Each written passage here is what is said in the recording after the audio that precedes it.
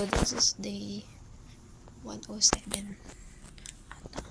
So, 2 beses hindi nakapag-update na to kasi rauluhan na to kasi ang daming ginagawa, friend. Ang ginagawa like, yes, ito ang buhay ng graduating.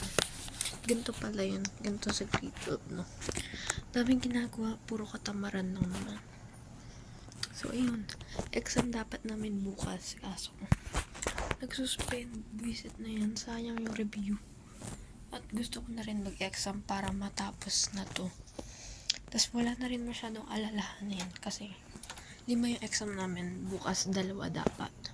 Nagsuspend. So, yung 2 na yun, bit namin.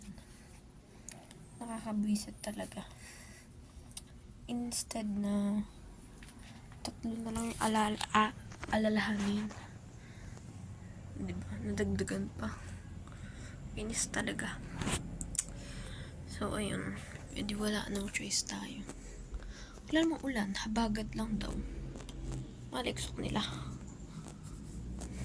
So, ayun lang. Okay lang yun. Wala tayong magagawa.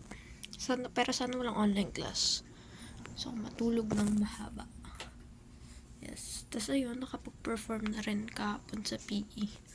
Like, finally, nangyari na rin ang dapat mangyari.